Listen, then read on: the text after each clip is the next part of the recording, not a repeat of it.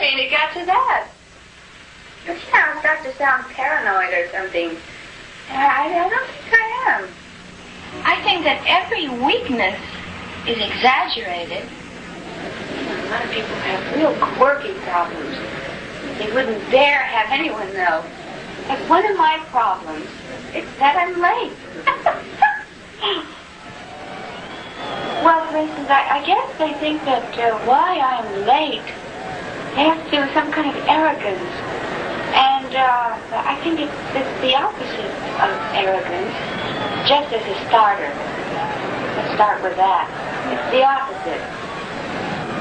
I mean, the things they send out about me from this corporation over here, we'll leave nameless.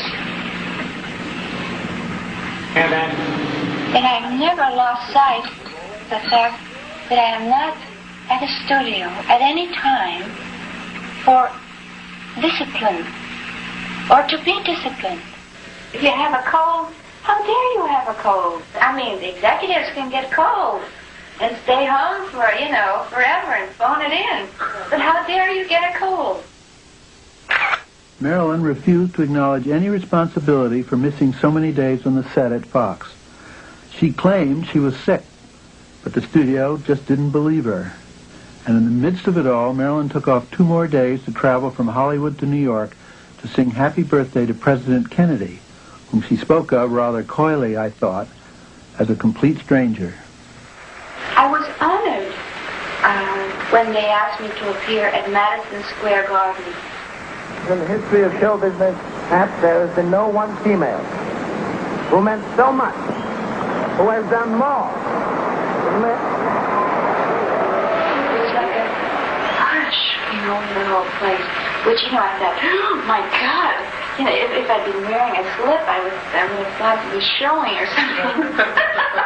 The late Marilyn Monroe. There was kind of this hush squawk thing. I thought, oh my God, what if no sound comes out? And then you think, my God, I'll sing this song if it's the last thing I'll ever do.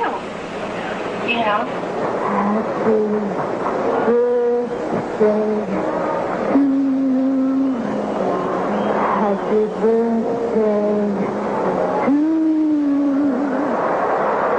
Happy birthday, Mr.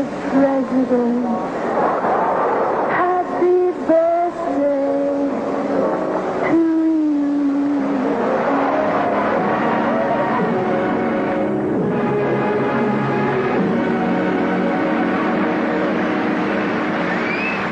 I can now retire from politics after having had Happy Birthday sung to me in such a sweet, wholesome way.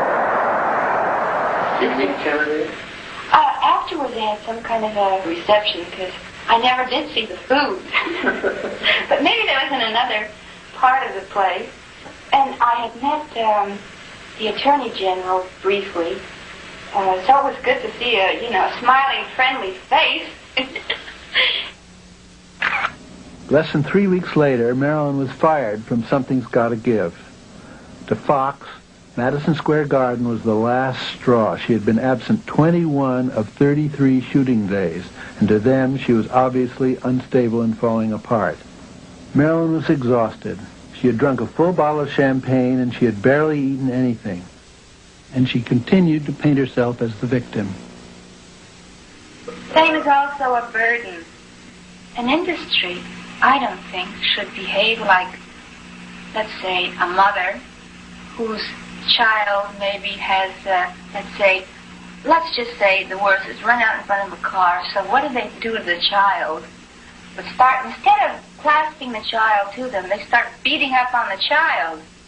They feel that it gives them some kind of a privilege to walk up to you and say anything to you. So at least it's something that, let's say, I experienced. So it's not just that, okay, fame will go by.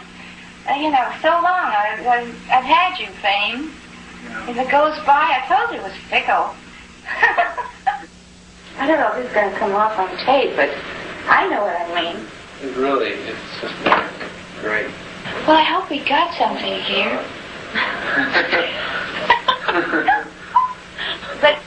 Don't make these look like a joke.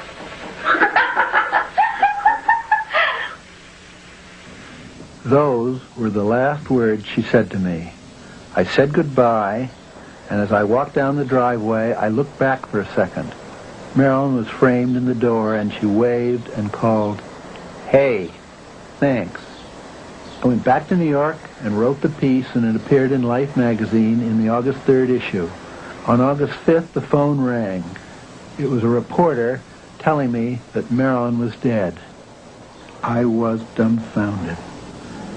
Marilyn had obviously been a woman in pain, but I never saw any sign that this was a woman giving her last interview, a woman on the verge of suicide. In the 30 years that have passed since then, I've listened to those tapes a dozen times to see if I somehow missed some clues. I still don't know the answer. Miss Monroe has suffered from psychiatric disturbance for a long time. Mood changes were abrupt and unpredictable. In our investigation, we have learned that Miss Monroe had often expressed wishes to give up, to withdraw, and even to die.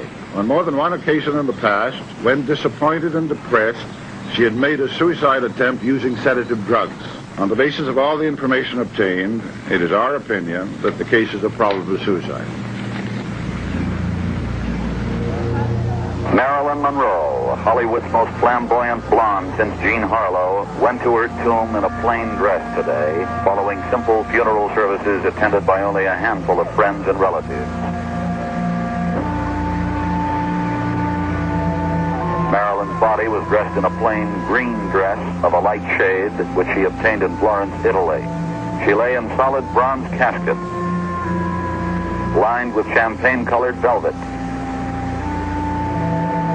Marilyn Monroe has found surcease from the many personal sorrows that afflicted her life, both private and public. Her resting place, not too far from the movie mills where she began her meteoric rise to stardom.